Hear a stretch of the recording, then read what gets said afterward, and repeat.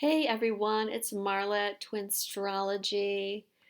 Welcome back. This is going to be an energy report for twin flames and sacred unions for the Pisces full moon. If you would like a personal reading with me, please visit my website, which is twinstrology.com. Please follow me on Facebook at Twinstrology. And I just want to mention real quick about our Twinfinity Twin Flame workshop that is happening in Banff from October 5th to 7th. And this is being put together by Rob and Angie at Twinfinity. They've been on my channel before. They have their own channel on YouTube called Twinfinity. And you can follow them and get more information about the conference on their Facebook page, which is Twinfinity. So it's going to be Rob and Angie, who, as I said, are putting this together. I'm going to be a facilitator there. Debbie Dubois at True Sacred Union, who's also been on my show, is going to be a facilitator there. Dio Veselinoff, who I know many of you know, and also Kelly McKinstry from Encompass Yourself. Are all going to be facilitators. This is going to be a really magical experience. It's happening, as I said, in Banff, Alberta, Canada, in the heart of the Canadian Rockies. It's a very magical place with highly charged energies. And that is the weekend that Venus is going retrograde. So it's a great time to get together with others. If you've been struggling or you feel alone on this journey, you will definitely make friends there that will last you a lifetime. Okay, before I actually get started with my energy report, I drew this goddess card that is representing the energy of the full moon. It's Shakti. This is from the Goddess Oracle deck by Amy Sophia Marashinsky. And I'm just going to read what it says in the book. In Hindu astrology, let me start over again. In Hindu India, Shakti, the goddess, is active, powerful, vital, the emanating force in the universe. The masculine is the passive, inert, dormant force. Each Shakti has her god with whom she unites in sexual union. Without union, neither can do anything. To the Tantric mystics, the ultimate union with Shakti happens at the moment of death. Shakti, portrayed here seated within the luminous world egg, is protected by the serpent Kundalini, the emanation of her own divine energy. Shakti explodes into your life to energize and vitalize you. The way to wholeness for you now lies in learning to work with Shakti, divine, cosmic, orgasmic goddess energy. Have you been feeling tired? Do life and all its demands exhaust you? Do you keep giving your energy, your vitality, without taking in, recharging, revitalizing? Perhaps there's something you want to manifest, but you don't feel you have enough energy to do it. Shakti says there's abundant energy available for you. All you need to do is learn how to connect with it. I just pulled this card now, even though I've been working on this report for the last couple days, and as always, huge synchronicity, because this card really represents, what I'm going to be talking about in this energy report. It happens to be 2:22 here on the clock as well. And this goddess energy is very, very strong and has been very strong through the Lion's Gate. But I think even before that, when we had the Sagittarius full moon, and I did some videos on the High Priestess energy and grounding the High Priestess energy, which is really the grounding of the goddess energy within each of us, divine feminine, so that we can become a high priestess or high priest. And we're halfway through that cycle now. If you remember back then in May, and I talked about the Sagittarius full moon opening up a stargate that would be in effect until we get into Sagittarius season. And, we're halfway through that transit now. But yeah, the goddess energy is very, very strong. The Shakti energy. And many of you are having to pull back because of your energy. As the card says, are you like giving your energy away? When you're trying to manifest something, like we are, you can't be giving your energy away all over the place. You need your energy to make your creation, as well as you need union energy, the balance of the divine masculine and feminine in harmony. So for many of you, it's like time to pull back to protect your own sacred energy. Okay, so the full moon, this is happening on August 26th at 3 degrees Pisces. And this full moon is closing the Lion's Gate.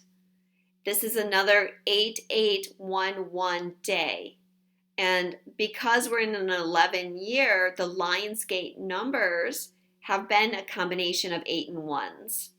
Okay, and that represents us being aligned with the unlimited field of potentialities that are available to us.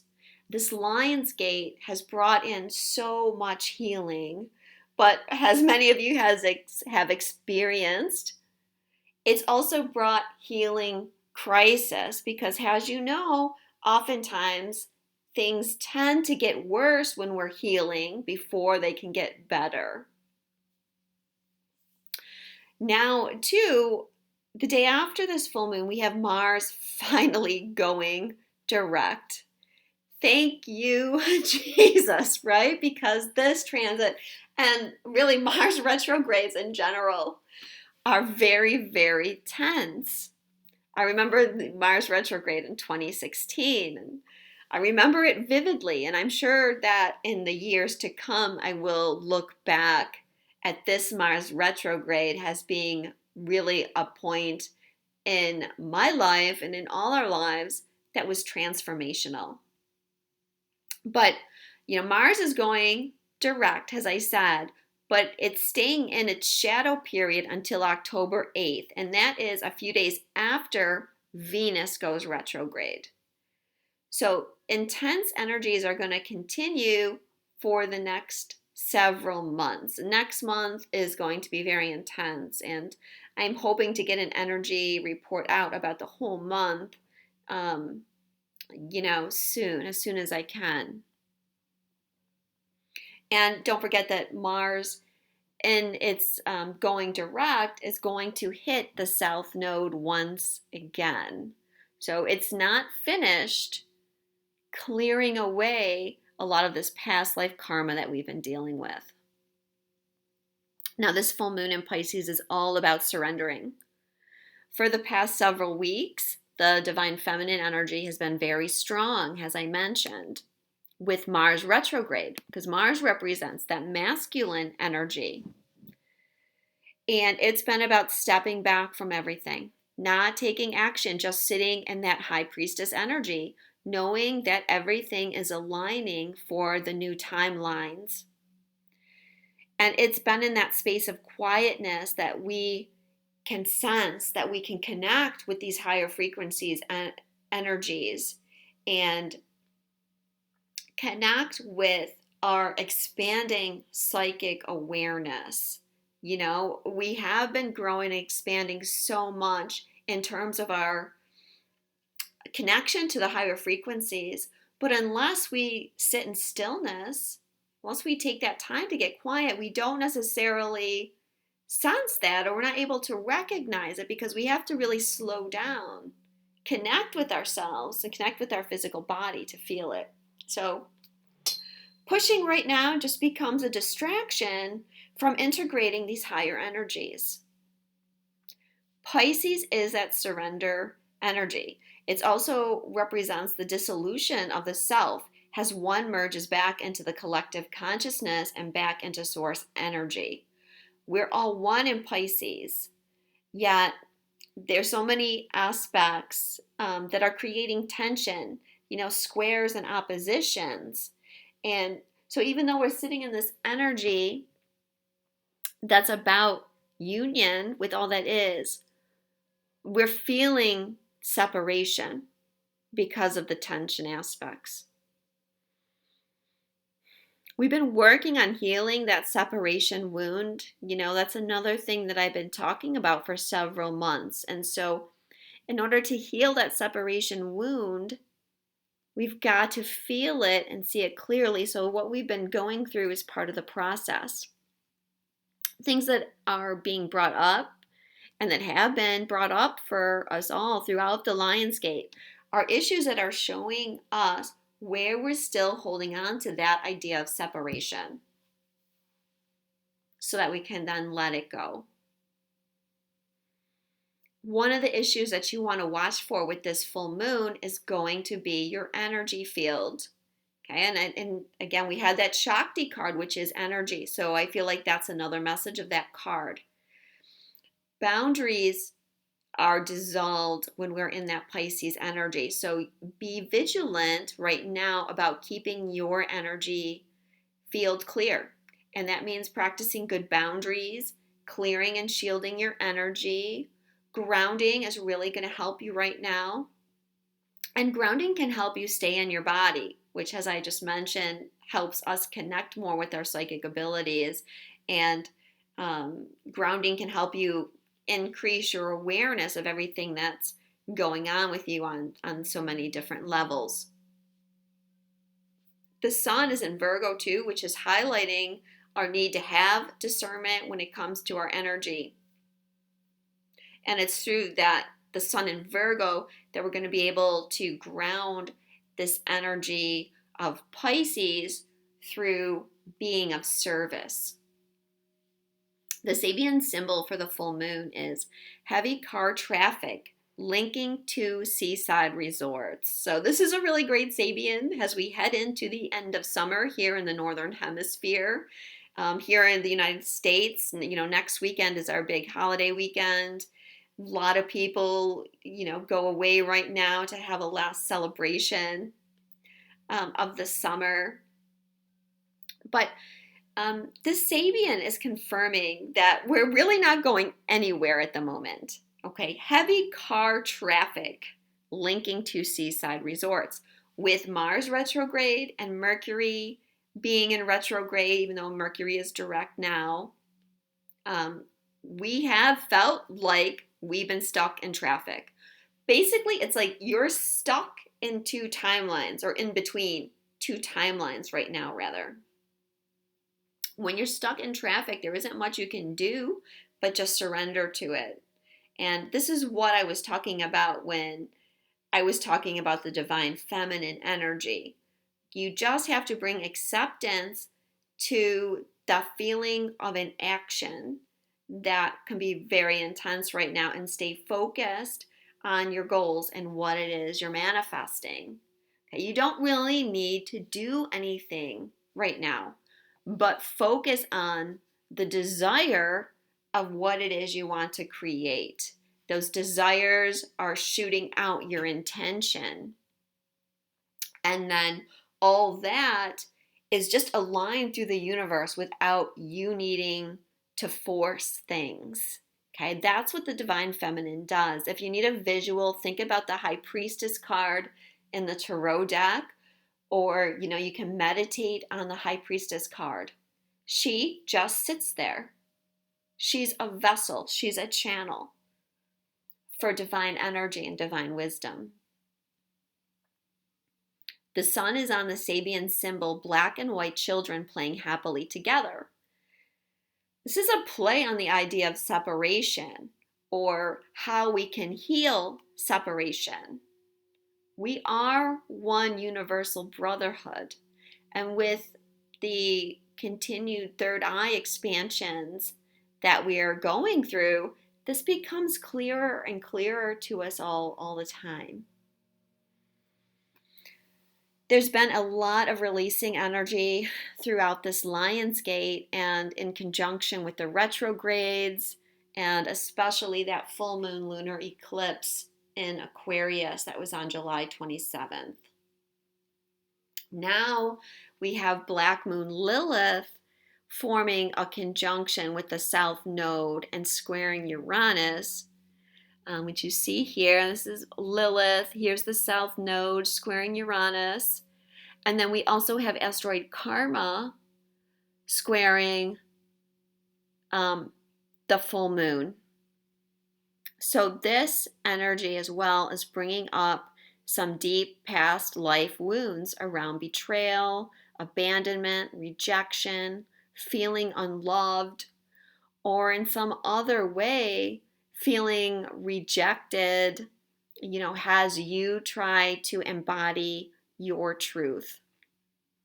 At the same time, we have Venus in Libra forming a square with Pluto in Capricorn, and that's being pulled into a T-square with asteroid Union, which is in Capricorn. And this too can intensify feelings of rejection and the pain of love and activating, feelings of obsession or jealousy. And, again, we have to feel the separation being triggered. And Venus and Pluto can also push us to let go in love relationships. And here, when it's in conjunction with union, it's like, what do we have to let go of in order to form a union?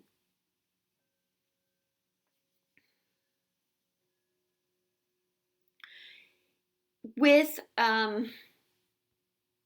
Lilith being conjunct the South Node, and Mars in retrograde has been activating this as well. There's been a lot of stuff on the South Node. That full moon was on the South Node. So with that, a lot of repressed emotions have been and are going to continue to surface. Whether you're conscious of it or not, these issues are coming from past life stuff. And in order to surrender and heal, these old repressed emotions have to be faced. Okay, and it's about seeing how we can shift into seeing ourselves as divine. And as long as we're carrying these subconscious wounds, okay, we're creating fear, we're creating criticism, we're creating separation. And how can we see ourselves as divine when we have all that going on within us? Black Moon Lilith, too, is sextiling Chiron, and both of them are in conjuncting the sun. So that's what's creating a yod. And that is showing us that how healing the past life traumas can deepen our connection to ourself and how we can be of service. And in this way, Black Moon Lilith on the South Node is deepening the connection to the high priestess, high priest energy. Because she's helping us bring forth healing. She's helping us heal these wounds. These are like patriarchal wounds of feminine repression. And it doesn't matter whether you're in a male or a female body, you're going to be facing these energies. And for some of the divine masculine, Lilith on the South Node is going to be bringing up how you may have been betrayed by a woman, or do you see women as, in negative qualities? Do you still see women as sexual objects? Do you see women as controlling? Have women hurt you? Are you still holding those old prejudices around female sexuality? Where for the divine feminine, it's going to be more about, feeling the repression and dealing with past lives where, people have betrayed you. How has your twin betrayed you? How How have you suffered at the hands of the patriarchy? Lilith is on the Sabian, a deserter from the Navy, stands suddenly aware of a dawning truth. Freedom is never the result of compromise. Okay, and this is very much the energy of Lilith, who doesn't compromise when it comes to being authentic and demanding her rights. So you may need to ask yourself, where have you been making too many compromises in your life? And because of that, you haven't been living in your truth. And it's a time where rebellious feelings come up, and it's a time where there's a desire to break free from society's rule and break free from those patriarchal controls. What I meant to say before when I started to talk about what kinds of things this energy of Lilith on the South Node can bring up, and this can be some really dark, deep stuff, guys, is it's through embracing our divine self, integrating this shadow stuff. And we have to accept this shadow part of ourselves. When we embrace it, we empower ourselves. We make our soul stronger. And then when we can turn around and we can use that empowered self to be of service to others and help others come through this journey, then that's really the point of our healing. Lilith is also often associated with snake iconography. And in some myths, she's seen as the serpent from the book of Genesis. But snakes represent rebirth and transformation. The snake sheds its skin over and over, just like we go through these many periods of growth and shedding our skin, rebirthing ourselves through the awakening process. And Lilith is connected to Kundalini energy. Think back to the beginning. Think back to that Shakti card. That's Kundalini energy. And especially when Lilith is in conjunction with Uranus, especially by a hard aspect, okay, this can bring in Kundalini activations. With that Kundalini comes knowledge, wisdom.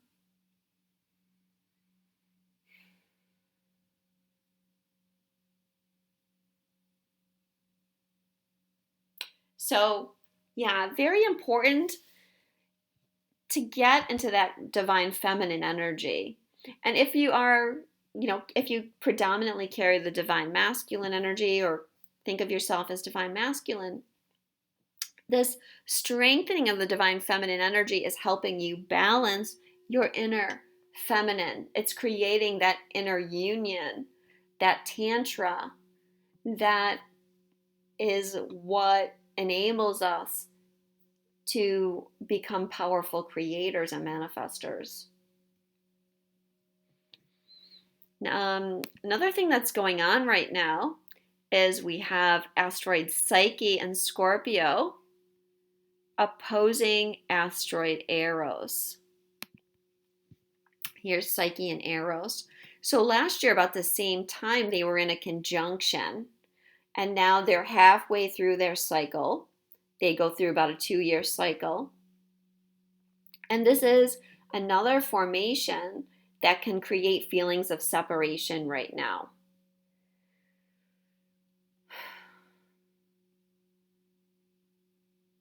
And with Psyche opposing Eros in a hard aspect like this, a challenging aspect, okay, we are asking ourselves the question, how can we reach enlightenment through sacred partnership? And maybe for some of you right now, it may seem an impossibility, either to get that sacred relationship or creating that relationship dynamic. It may seem like Are you the only one that's awakening here? Okay. Again, we got to get into that feminine energy of trust. And, what do we need to do to create balance? So for the divine feminine, we have Psyche and Scorpio. And this is healing those past life wounds that have prevented the embodiment of the truest self and healing the patterns that have prevented us from seeing that we are goddesses with the strength to overcome any challenge. And if you remember the myth of Psyche, she overcomes challenges and obstacles. She goes through an initiation process, and after that, she's made a goddess. Psyche is a mortal woman who marries a god, and through her love and perseverance, her devotion, she's rewarded by being made a goddess. For the divine masculine, Eros in Taurus is transforming his fear or their fear of codependency on the divine feminine. And the focus on the purely physical aspects of sexual intercourse. Instead, the divine masculine is being called to understand and honor what true love is and the divine connection that is established through the sacred sexual energy. And again, think of Shakti. Now, I talked about the divine masculine and the stuff that they might be healing through Black Moon Lilith being on the South Node, some of which has to do with sexuality and how the divine feminine is viewed, how a woman that is in, what's the word I want to use? A woman that is empowered correctly through her sexual energy, what kind of triggers that can cause for them. But I feel like it's bringing a lot of healing around sexuality coupled with this Eros and Psyche opposition that can shift some of the perceptions around sexuality and bringing it back to something sacred. And some divine feminine, you might be feeling really detached from your divine masculine right now with all the healing that's been going on with the divine feminine. And this is perfectly normal. It's time to surrender, right? And the divine masculine have their own process they have to face. So let the universe take care of whatever's going on with them. And just remember, there is no separation. This is that Pisces energy. No separation. Not from your twin, not from anyone or anything. There is only union. And when that concept is truly embraced, there's no reason to cling to your twin anymore. Security and love come from within, and that allows one to open to unconditional love, purity, and light. I'm not going to do a tarot reading this month. Sorry, guys. I am sitting in my own divine feminine high priestess energy, and I am just focusing on allowing my timelines to shift and bringing in my new self. But I am going to draw a Journey of Love card for you guys before I go here to give us all a little message about where twin flame unions are.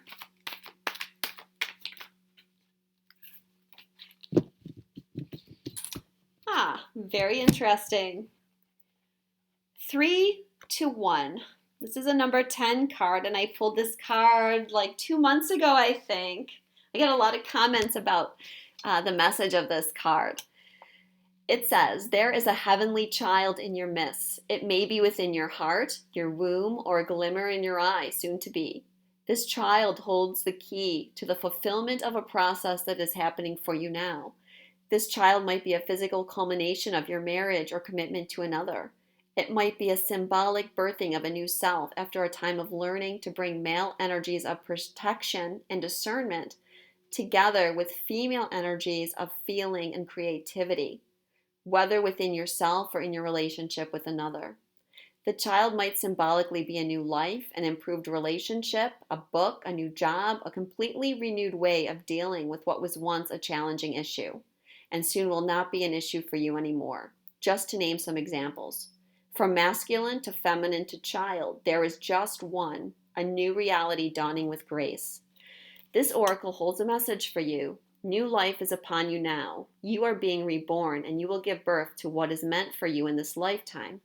There's no need to worry. Just pray with an open heart that you may be supported to fulfill your destiny. You already are, of course, but prayer can help you realize it. The rest is in the loving and capable hands of the divine. Love is what makes the heartbeat faster. The lump in my throat, the feeling of missing you so much that I can't wait to be with you again. And then we are. And I look in your eyes deeper, and I know the unspoken words that say I love you, and feel words in return. How short each lifetime seems, but what I feel with you lasts forever. May love be the compass that guides you on the course of a lifetime. May it be the compass that guides you. I'm sending you guys so much love, and I'll talk to you again soon.